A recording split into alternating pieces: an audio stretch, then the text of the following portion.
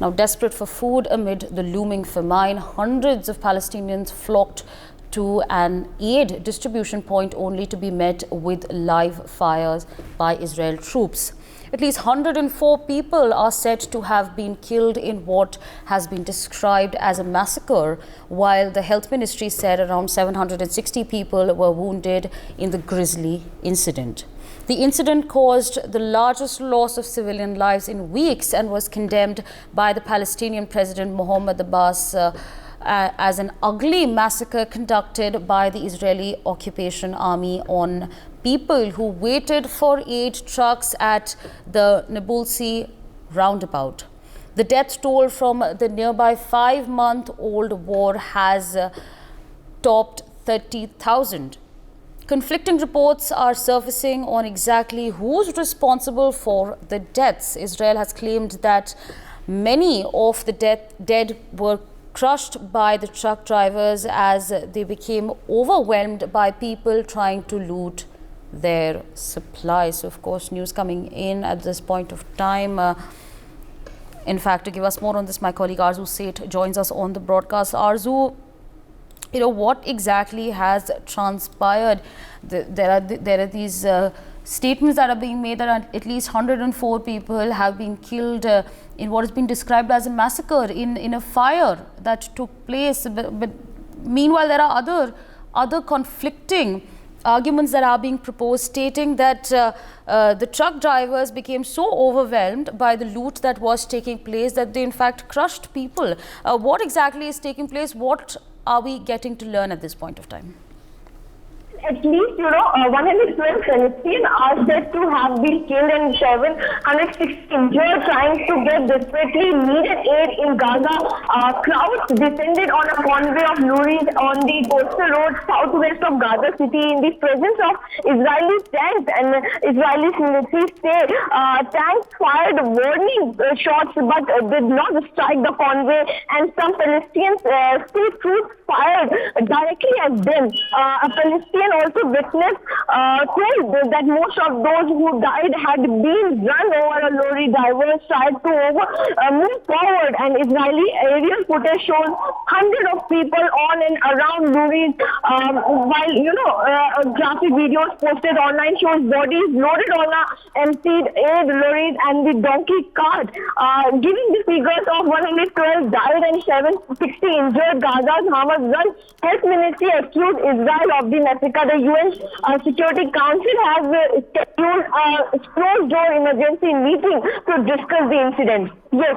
All right. I'd like to thank you for joining us on the broadcast and sharing all those details with our viewers. In fact, joining us at this point of time is Group Captain UK Devnath, defence expert.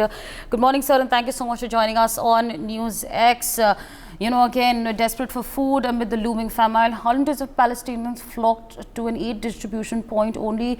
In fact, they were met with live fire by Israeli troops. We're learning at this point of time that 104 people are said to be killed in what has been in fact described as a massacre. What do you want to say on this protracting war that is taking place? We're learning that 104 people have been killed. Savri, very, very unfortunate development. I think series of human rights violations are taking place. Many countries, especially South Africa, had taken up all these series of incidences in International Court of Justice at Hague, and ICJ has repeatedly given a verdict that all these add up to, legally speaking at least, genocide. The latest attack comes in the wake of Netanyahu proclaiming openly that he will continue to assault Rafah till the time Hamas is totally eliminated. It must be remembered that North Gaza is under control of IDF for now almost 3 months. Similarly, Khan Yunis is under control of IDF now for last 1 month.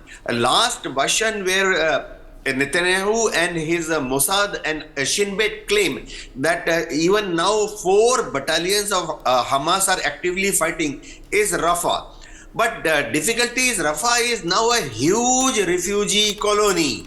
Rafah's original population was just about 2.5 million, and now it has swelled to more than 14 lakh.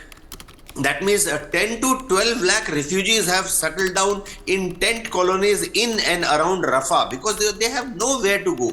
And in this scenario, IDF continues to attack Rafah citizens, claiming that they are attacking Hamas strong points. They are claiming that Hamas is hiding under hospitals, under mosques, under educational schools in Rafah. But very, very unfortunate development. Joe Biden has given a statement day before yesterday, once again requesting Israel and Netanyahu to restrict their fire in such a manner so that least amount of casualties are caused to civilians. Unfortunately, most of these casualties, say 100 plus who died yesterday and 30,000 plus till now, in aggregate, most of them have been children, women, old people, and even men who are not Hamas fighters. So very, very unfortunate development. International community must put political, diplomatic and other pressures on Israel so that it reduces the scale of bombings and firings on civilian population in Gaza, especially in Rafah now. Yes, Azwari? For more such videos, subscribe to the NewsX YouTube channel, hit the bell icon.